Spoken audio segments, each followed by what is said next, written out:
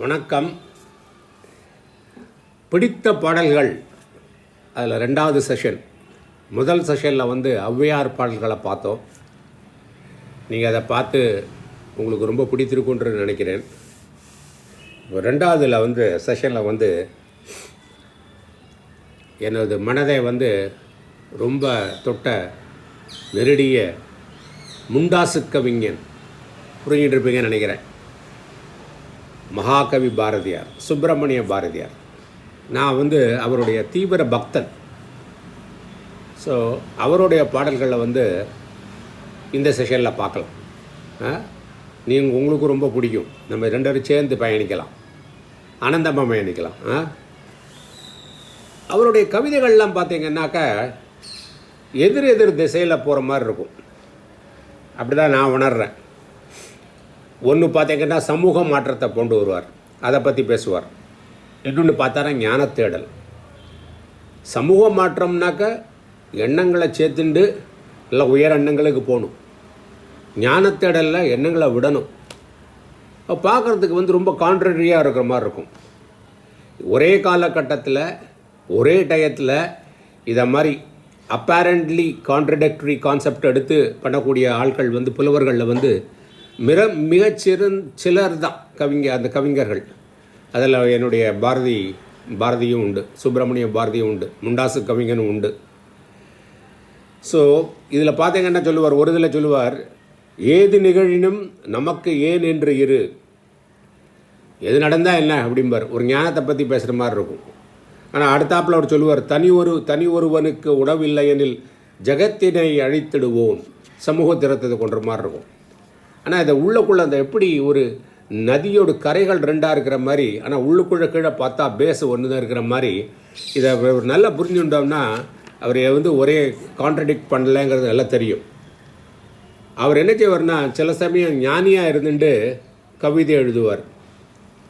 சில சமயங்களில் கவிஞனாக இருந்துட்டு ஞானம் பேசுவார். இதை மாதிரி ஆட்கள் கிடைக்கிறது ரொம்ப நிறைய பாதிப்புகளை, பாசிட்டிவ் நல்ல ஆக்கப்பூர்வமான சிந்தனைகளை அந்த டயத்துக்கு கொண்டு வந்த ஆள் என்னோட முண்டாசு கவிஞன். அவருடைய பாடல்கள்லாம் ரொம்ப உங்களுக்கும் பாருங்கள், நிறைய பேருக்கு ஏற்கனவே தெரிஞ்சிருக்கும். ஒரு மனதில் ஒரு நீங்காத ஒரு தாக்கத்தை கொடுக்கும். எனக்கு ரொம்ப பிடிக்கும். நான் எங்கெல்லாம் என்னை கூப்பிடுவாங்களோ, பேச்சுக்கெல்லாம் கூப்பிடுவாங்களோ, பப்ளிக் ஸ்பீச்சிலெல்லாம் மறக்காமல் ஆரம்பிக்கும்போது பாரதியார் பாடல்கள் தான் வச்சு பாடுவேன். இதை இந்த ஆப்பர்ச்சுனிட்டி கிடைக்கும்போது தவற விடுவதில்லை. அதனால் இந்த போஸ்டிங்லேயும் நான் எப்போதும் பாடக்கூடிய பாடல்களை பாடிவோம். எண்ணிய முடிதல் வேண்டும், நல்லவே எண்ணல் வேண்டும், திண்ணிய நெஞ்சம் வேண்டும், தெளிந்த நல் அறிவு வேண்டும், பன்னிய பாவமெல்லாம் பருதி முன் பணியே போல நன்னிய நின்முன் இங்கு நசித்திடல் வேண்டும் அன்னாய். இது மகாசக்திக்கு அவர் விண்ணப்பம் விடுறார். நல்லதே எண்ணணும், எண்ணிதெல்லாம் முடியணும், நல்ல உறுதியான நெஞ்சம் வேண்டும், நல்ல அறிவு வேணும், தெளிந்த நல்லறிவு வேணும். இதுக்கு மேலே என்ன வேணும்? இது யோசிச்சு பாருங்கள். இந்த பாட்டை பார்த்தீங்கன்னா லைஃப்பில் இது தவிர்த்தி வேறு ஒன்றுமே வேண்டாம். இது என்னோடய முண்டாசு கவிஞனை தவிர்த்தி வேறு ஒருத்தரும் இவ்வளவு கிளியராக சொல்ல முடியாது. ரொம்ப ஆனந்தமாக இருக்குது ஷேர் பண்ணிக்கிறதுக்கு. எனக்கு இந்த பகிர்ந்து கொள்கிறதுக்குள்ள ஆப்பர்ச்சுனிட்டி கொடுத்ததுக்கும் உங்களுக்கு ரொம்ப நன்றி சொல்கிறேன். இதெல்லாம் குழந்தைகள் கூட பகிர்ந்துட்டு இதோட தமிழுக்கே நம்மளுக்கு அர்த்தங்கள்லாம் சொல்ல வேண்டியதாக இருக்குது. அந்த அர்த்தத்தை சொல்லி ஒரு நல்ல எண்ணங்கள், எண்ணிய முடிதல் வேண்டும், நல்லவே எண்ணல் வேண்டும். நல்ல எண்ணங்களை குழந்தைகளையே புதைக்கணும் இல்லையா? விதையில சின்ன ரெடியாக இருக்கும்போது, ஜெர்மினேட் பண்ணுறதுக்கு ரெடியாக இருக்கும்போது அப்போ நல்லா விதைச்சிட்டோம்னா திண்ணிய நெஞ்சம் வேண்டும். ஒரு முடிவு எடுக்கணும்னா அதுக்கு நல்ல ஒரு ஃபோம் மைண்டு வேணும். அதுக்கு அந்த திண்ணிய நெஞ்சத்துக்கு எது வேணும்? தெளிந்த நல்ல அறிவு வேணும். அது குழந்தைகளுக்கு முதல்ல இருந்தே கொடுக்கணும். எது நல்லது கெட்டது, நம்ம கலாச்சாரத்தை பற்றி சொல்லிக் கொடுக்கணும். அதுதான் சொல்கிறார். அப்புறம் இறைனை வேண்டுதல் இருக்கு பாருங்கள். எவ்வளோ டைம் நம்ம லைஃப்பில் ஒரு நேச்சரை பார்த்து, அதோட பியூட்டியை பார்த்து, ரெண்டு மலர்களை ஒரே மாதிரி பார்த்துருக்கீங்களா நீங்கள்? இந்த 6 சிக்மா சர்டிஃபிகேஷன்பாங்க. அது குவாலிட்டி சர்டிஃபிகேஷன் வாங்கினோம்னாக்க டிஃபெக்ட் ரேட் வந்து ரொம்ப குறையாக இருக்கணும். 3.4 per million ஆப்பர்ச்சுனிட்டி. அது கீழே இருந்தால் தான் 6 சிக்மா சர்டிஃபிகேஷன் கிடைக்கும். ஆனால் கடவுளுடைய படைப்பில் டிஃபெக்ட்ஸ் வந்து 0. நீங்களும் நாங்கள்லாம் கடவுள் படைப்பு தான். டிஃபெக்ட் 0. அதை நம்ம புரிஞ்சுக்கணும். 2 மலர்களை பாருங்கள், அதோட கலர்களை பாருங்கள், அதோட அமைப்பில் பாருங்கள். காலையில் சூரியனை உதிக்கிற போது பாருங்கள், அது வரத்துக்கு முன்னால் உள்ள கலரை பாருங்கள், முழு நிலவை பாருங்கள், கடல்களை பாருங்கள், பறவைகள் பறப்பதை பாருங்கள், தேனி பண்ணுவதை பாருங்கள், சின்ன சின்ன விஷயங்களை பாருங்கள், எறும்பு ஊறுவதை பாருங்கள், கொசு வந்து எப்படி வந்து நம்மளை கடிக்கிறதுன்னு பாருங்கள். இவ்வளவு இருக்குது இந்த படைப்பில். ஒரு இன்டெலிஜென்ஸ், ஒரு புத்திமதி இருக்கா இல்லையா? அதான் சொல்கிறார், எத்தனை கோடி இன்பம் வைத்தாய் எங்கள் இறைவா இறைவா இறைவா. இன்பத்தை பார்க்கணுன்னு ஒரு மனநிலை இருந்ததுன்னா திண்ணிய நெஞ்சம் வேண்டும், தெளிந்த நல்லறிவு வேண்டும். அந்த தெளிந்த நல்லறிவு இருந்தால் இவ்வளவு பியூட்டி இருக்கு. இனிய உளவாக இன்னாது குரல் கனியிருப்ப காய் கார்ந்தற்று. அதே மாதிரி இவ்வளோ நல்லதை பார்க்கவே நம்மளுக்கு டைமே இல்லையா? அன்ஃபார்ச்சுனேட்டாக மொபைலை பார்த்துட்டு வாட்ஸ்அப்பு, ஃபேஸ்புக்கு, இன்ஸ்டாகிராம்லேயே போயிட்டுருக்க லைஃபு. ஒரு விர்ச்சுவல் ரியாலிட்டி, ரியல் ரியாலிட்டியை விட்டுட்டு ஒரு மாயத்திலேயே மாடின்னு இருக்கோமே. எதையாவது பார்த்து இன்றைக்கி என்ஜாய் பண்ணிடுமோ? ஒரு பிக்னிக் போனால் கூட ஏதோ டைம் ஷெட்யூல் போட்டு டிக் பண்ணி இவ்வளோ முடித்து அதில் ஃபோட்டோ எடுத்து அதில் செல்ஃபி எடுத்து 4 பேருக்கு அனுப்பணுமே பார்க்குறோம் கூட. அதோட இந்த நேச்சரோட ஒன்றி இருக்கோமா நம்ம? அப்போ தானே நம்மளையே வெளிப்படுத்தும். நேச்சர் தானே நம்மளையே வெளிப்படுத்தும். எத்தனை கோடி இன்பம் வைத்தாய் இறைவா, சித்தினை அசித்துடன் நினைத்தாய். கான்ஷியஸ்னஸும் சத்து எக்ஸிஸ்டன்ஸும் இது சேர்ந்துருக்கிறது தான் கடவுள், நம்ம எல்லாருமே. ஓகே, அங்கு சேரும் ஐம்பூதத்து வியனுலக அமைத்தாய். ஐம்பூதங்களை படைச்சாய், பரந்த ஆகாயத்தை படைத்தாய். அத்தனை உலகமும் வண்ண களஞ்சியமாக பல பல நல்ல அழகுகள் சமைத்தாய். பாருங்கள் என்ன பியூட்டியாக இருக்குது. ஒவ்வொரு கலர் பாருங்கள். பிளான்ஸ் எல்லாம் க்ரீனாக இருக்குது, ஃப்ளவர்ஸ் எல்லாம் டிஃப்ரெண்ட் கலர்ஸில் இருக்குது. வானவியல்களை பாருங்கள், டிஃப்ரெண்ட் கலராக இருக்குது. முக்தி என்று ஒரு நிலை சமைத்தாய். இந்த மனிதனாக பிறந்தது நம்ம முக்தி அடையணும். நம்ம பிறந்த பர்பஸ் என்னங்கிற ஒரு நிலையை படைத்தது. அங்கு முழுதினையும் உணர அமைத்தான். அந்த நிலைக்கு வந்துட்டோம்னா இதெல்லாம் ஒரு நல்ல பியூட்டிஃபுல் டெக்கரேஷன்ஸ், என்டர்டெயின்மெண்ட். எனக்கு கடவுள் படைத்த என்டர்டெயின்மெண்ட்டுன்னு பார்த்து இதெல்லாம் என்ஜாய் பண்ணுவோங்கிறார். பக்தி என்னும் ஒரு நிலை நிகழ்த்த. இந்த முக்திக்கு போகணுன்னா பக்தி வழியாக மார்க்கம் வழியாக தான் போகணுங்கிறார்.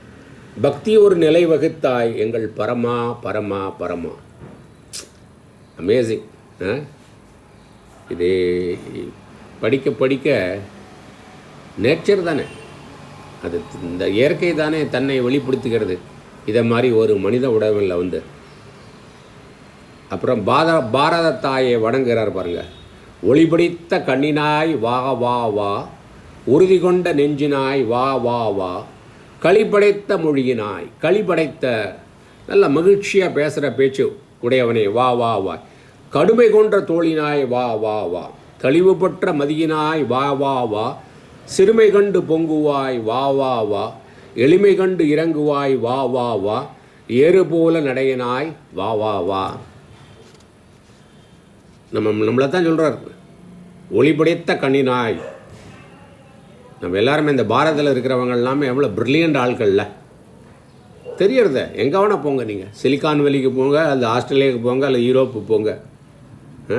அது ட்ரம்ப் அட்மினிஸ்ட்ரேஷனாக இருக்கட்டும், புட்டினோட இருக்கட்டும், நம்ம பாரதத்தில் உள்ளவங்க வந்து அவங்களுக்குள்ள எண்ணங்களும் அவங்களோட கல்ச்சர்னால் பாருங்களேன். ஔவையார் எடுத்துங்க, பாரதி எடுத்துங்க, இன்னும் நிறைய பேரை பார்க்க போகிறோம். பாருங்கள் எவ்வளவு பொக்கிஷம் இருக்குது. இதை உலகத்துக்கு கொண்டு போக வேண்டியது நம்ம கடமை அல்லவா? இல்லை, நம்ம உலகத்தை விடுங்க, நம்ம வீட்டுக்கு உள்ள எல்லாருக்கும் தெரியுமா? ஸோ அதான் பிடித்த பாடல்ங்கிறதுல கொண்டு வந்துட்டுருக்கேன். அடுத்தாப்பில் கிருஷ்ணரை பற்றி பாடுறார், நன்னாருக்கும். நந்தலாலாங்கிறது லாலா லாலான்னு நல்லா சில்ல பிள்ளை சொல்லுவல. லாலா லாலா சின்ன கிருஷ்ண கோபால பாலா அப்படின்னு ஒரு பாட்டு இருக்கு இல்லையா? இது வந்து இந்த ராகம் எது இருக்கணும்னா எதுக்குள்ள காம்போதி ராகத்துலேயும் ஆதி தாளத்துலேயும் இந்த பாட்டு இருந்தால் அமேசிங்காக இருக்கும். நம்மளுக்கு கடவுள் வந்து அந்த பாடுறதுக்கெல்லாம் உள்ள ஞானம் கொடுக்கல, மன்னிச்சுக்கணும். காக்கை சிறகினிலே நந்தலாலா, கண்ணனை காக்கையை பார்த்தா கண்ணனை பார்க்குற மாதிரி இருக்குது, ஏன்னா அவனுக்கு கருப்பு தானே. எல்லாத்துலேயும் கடவுளை பாருங்கிறார். அப்போ துவேஷம் வருமா, கோபம் வருமா? எல்லாத்துலேயும் கடவுளை பார்க்க கொத்துட்டோம்னா எல்லாத்துலேயும் உள்ள நல்லது மேலே எடுத்துப்போம் நம்ம. அது ஒரு ஆட்டிடியூட் சேஞ்சே கொண்டு வர்றார். நின்றம் கரிய நிறம் தோன்றுதையா நந்தலாலா, பார்க்கும் மரங்களெல்லாம் நந்தலாலா, நின்றன் பச்சை நிறம் தோன்றுதே நந்தலாலா. மரம் செடி கொடி எல்லாம் எதெல்லாம் சென்ஷியன்ட் இன்சென்ஷியன்ட் எல்லாமே கடவுள் தான். Every thing is an appearance and every thing. அது வந்து அலையாக இருக்கட்டும், குமிழாக இருக்கட்டும், கடலாக இருக்கட்டும், எல்லாமே தண்ணி தானே. ஸோ ஏக ஆத்ம பாவம் அப்படிம்பாங்க. எல்லாமே ஒன்றாக பார்க்கக்கூடிய அதுதான் நான்கிற பார்க்கும். கேட்கும் ஒலியெல்லாம் நந்தலாலா, நின்றன் கீதம் இசைக்கியதா நந்தலாலா. இவன் குரலை கேட்குறதும் இந்த சக்தி வரணும்னா தானே பேச முடியும். எல்லாமே கடவுள் தானே, அது ஒரு இசை தானே. தீக்குள் வரலை வைத்தாய், அந்த எனர்ஜி எல்லாமே நீ தான். நந்தலாலா நின்னை தீண்டும் இன்பம் தோன்றுதையே நந்தலாலா. பராசக்தியோட உரையாடல் பண்ணுறார் பாருங்கோ. தேடிச்சோறு நிதம் தின்று பல சின்னஞ்சிறு கதைகள் பேசி மனம் வாடி துன்பமிக உழன்று பிறர் வாட பல செயல்கள் செய்து நரை கூடி கிழப்பருவம் எய்தி கொடுங்கோற்றுக்கு இறையெனப் பின் மாயும் பல வேடிக்கை மனிதரை போலே நான் விழுவேன் என்று நினைத்தாயோ. அமேசிங். குடோஸ் தலைவா. தலைவான் தான் நம்ம சொல்ல தான் செய்யணும். நம்மளோட தலைவர் தேடிச்சோறு தினம் நின்று சும்மா சாப்பிட்டுட்டு தூங்கிட்டு வேஸ்ட்டு வேண்டாத கதைகள்லாம் பேசி நான் விழுவேன்னு நினச்சியா? இல்லைப்பா, புரட்சி பண்ண வந்திருக்கேன், இங்கே புரட்சி பண்ணுவேன், மக்களுக்கு நல்லா பண்ணி பார்ப்பேன். அதான் சொல்கிறார்ல, ஒருத்தர் கூட சாப்பாடு இல்லைன்னா ஜெகத்தினை அழித்து விடுவேங்கிறார் அவர். அவ்வளவு ரெவல்யூஷனரி திங்கர் அவர். அவரை மாதிரி வர முடியாது. நீங்கள் அதை படித்து பாருங்கள், பாரதியாரோட பாடல்கள் எல்லாம் படித்து பாருங்கள். உள்ளே போனவங்களாம் வெளியில் வர முடியாது. ஏதாவது ஒரு 10 பாட்டு எழுதிச்சோன்னா எந்த 10 பாட்டு எடுக்கிறது ரொம்ப கஷ்டம். அது அந்த கஷ்டத்தை நான் அனுபவிச்சுட்டுருக்கேன். இப்போது ஏதாவது ஒரு 10 பாடல் மட்டும் எடுத்து கொடுக்கலாம் பார்த்தா எந்த 10 பாடல்களும் எடுக்கிறது? எல்லாமே என்ன இருக்குது, ஒன்றுக்கு மேலே ஒன்றும் எல்லாம் இருக்குது. தேடிச்சோறு நிதம் தின்று பல சிறுகதைகளை பேசி. டைம் வந்து லைஃப்பில் லிமிட்டப்பா, வேண்டாத விஷயத்தில் டயத்தை வேஸ்ட் பண்ணாத, நல்ல விஷயங்களை படி, நல்ல விஷயங்களை பகிர்ந்து கொள்ளு. அதுக்கு தான் நீ மனிதனாக பிறந்திருக்காய். மனம் வாடி, அந்த சின்ன பேசும்போது என்ன மனசு வாடும், மிக உழன்று அதுலேயே இருக்கும். பிற வாட பல செயல்கள் செய்து நம்ம மட்டும் கஷ்டப்பட்டால் போகிறது, மற்றவங்களையும் கஷ்டப்படுத்துவோம். அந்த சின்ன விஷயங்களெல்லாம் பேசி ஒருத்தரை காசிப் பண்ணி அவங்கள ஹர்ட் பண்ணி அப்படியே வயசாயிரும். அப்படியே கூடி கிழப்பருவம் எழுதி அப்படியே வயசாகி கொடுங்கூற்றுக்குன்னு எம்மனுக்கு வந்து இறையாவேனா, நான் சாவேனா அப்படிங்கிறார். பின் மாயும் பின்னால் இறக்கக்கூடிய பல வேடிக்கை மனிதர்கள் போல். இந்த மாதிரி ஆட்கள் முட்டாள் இருக்காங்களே, அதிசயமாக இருக்க. இவ்வளோ பெரிய கடவுள் கொடுத்த ரிசோர்ஸை யூஸ் பண்ணாமல் வேஸ்ட் பண்ணுறாங்களே. ஒரு சின்ன குழந்தைகளை 10,000 ரூபா கொடுத்தா அதுக்கு அந்த அமௌண்ட்டு தெரியுமா? அதுக்கு அதை மாதிரி நம்ம வந்து நம்ம உடம்பு மனசு புத்தி மனுஷனாக கொடுத்துருக்காரு. இதை நான் வேஸ்ட் பண்ணி போய் விழுவே நினச்சிட்டு இருக்கேங்கிறார். ஸோ நம்மளாம் விழமாட்டோம். அதனால தான் நம்ம பாரதியாரை படிக்கிறோம். அப்புறம் ஒரு சின்ன விஷயத்துலேயும் பேர ஆற்றல் இருக்குங்கிறத சொல்கிறாரு பாருங்கோ. அக்னி குஞ்சு ஒன்று கண்டேன், அதை அங்கு ஒரு காட்டில் ஓர் பொந்திடை வைத்தேன், வெந்து தணிந்தது காடு தடல் வீரத்தில் குஞ்சென்றும் மூப்பென்றும் உண்டோ, தத்தடிகடை தித்தோம், தத்தடிகடை தித்தோம். எப்படி இருக்கு இந்த பாட்டை பாடும்போதே ஒரு வரணும். ஏன்னா தத்தடிகடை தித்தோம், அப்படியே ஒரு எனர்ஜி வரணும். நெருப்பில் என்னையா சின்ன நெருப்பு பெரிய நெருப்புன்னு இருக்குது. சக்தியில் என்ன இன்னும் சின்ன சக்தி பெரிய சக்தி இருக்குது. ஒரு சின்ன நெருப்பை கொண்டு காட்டில் கொண்டு வச்ச பொந்தில் ஃபுல் காடை எரிஞ்சு தள்ளிப்படுத்தது மாட்டேன். சின்ன நெருப்பு பெரிய நெருப்புன்னு கிடையாது. சக்தி இருக்குது. அதை உணர்ந்து விட்டோம்னா, அதை வந்து அந்த பொட்டன்ஷியலை எக்ஸ்ப்ளாய்ட் பண்ணிட்டோம்னாக்கா இன்றைக்கி இருக்கிறவனவே நாளைக்கு எங்கே வேணால் போகலாம். அதை உணரணும், அந்த நம்பிக்கை வேணும். அது தான் நம்ம வந்து இவர் கொடுக்குறார், நம்மளுக்கு நம்பிக்கையை கொடுக்குறார். உலகத்தை பார்த்து கேட்குறார் பாருங்க. நிற்பதுவே நடப்பதுவே பறப்பதுவே நீங்கள் எல்லாம் சொப்பனம்தானோ. நேற்றுக்கு இந்த ஆளை பார்த்த மாதிரி இருக்குது, இந்த ஆள்கிட்ட கேட்ட மாதிரி இருக்குது, இந்த ஆள் இன்னைக்கு கேட்டால் இந்த ஆள் இல்லைங்கிறான். பல தோற்ற மயக்கங்களோ எல்லாம் மாறி மாறி வருத, ஒன்றுமே நிலையாக இல்லையே. கற்பதுவே கேட்பதுவே கருதுவதே நீங்கள் எல்லாம் அற்ப மாயைகளோ. நேற்றுக்கு இந்த தியரிங்கிறான், அந்த தியரியை டோட்டலாக இன்றைக்கி டிஸ்ப்ரூவ் பண்ணுறான், நாளைக்கு இன்னொரு தியரி வருது.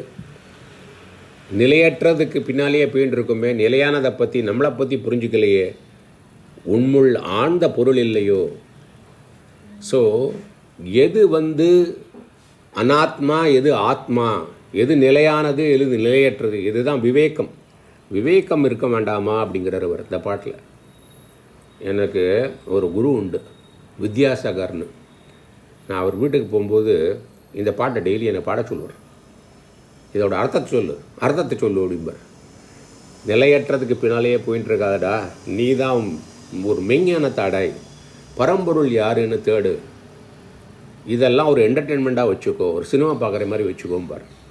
ஸோ இந்த பாட்டை பார்க்கும்போது அவர் இல்லை, இன்றைக்கு உடல் அளவில் இல்லை. வித்யாசாகர் ஐயாவுக்கு என்னோடய வணக்கங்கள். எனக்கு இந்த பாரதியார் பாடல்களில் ஒரு ஆர்வத்தை தூண்டின மனுஷன் அவர்.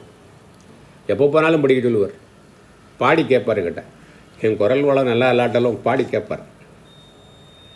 நல்லது ஒரு வீணை செய்தே அதை நலங்கட புழுதியில் எறிவது உண்டோ, சொல்லடி சிவசக்தி என்னை சுடர்மிகும் அறிவுடன் படித்தவட்டாய், வல்லமை தாராயோ இந்த மாநிலம் பயனுற வாழ்வதற்கு, சொல்லடி சிவசக்தி நிலச்சுமையென வாழ்ந்திட பொருகுவையோ.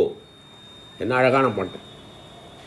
நல்ல ஒரு வீணையை படித்து பண்ணிவிட்டு அதை புழுதியில் தூக்கி அறிவாளா? அதை மாதிரி எனக்கு ஒரு சக்தியை கொடுத்துருக்கியே, இந்த சக்தியை நல்லா யூஸ் பண்ணுறதுக்கு நிறைய பேர் கூட பகிர்ந்து கொண்டு, நிறைய பேர்களுக்கு நல்ல விஷயங்களை பகிர்ந்துண்டு அவங்களுக்கு நல்லது பண்ணி ஒரு உதவி பண்ணுறவனாக இருக்கணும் தவிர உடலுக்கு பூமிக்கு பாரமாக இருக்கக்கூடாது. அதுக்கு நீ எனக்கு துணை புரி அப்படின்னு வேண்டிக்கிறார். ஸோ அதை மாதிரியே நம்ம எல்லாருமே நம்மளால் முடிந்த உதவியை நம்மளுக்கு முடிஞ்ச மக்கள்களுக்கு பண்ணி இந்த நிலத்துக்கு பாரம் இல்லாமல் ஒரு நல்ல அசட்டாக, ஒரு சொத்தாக, ஒரு நல்ல மதிப்பாக இருக்கணும்னு வேண்டிட்டு, இன்னும் நம்மளுடைய பாரதியாருடைய ஜேர்னியை நம்ம விட போகிறதில்ல.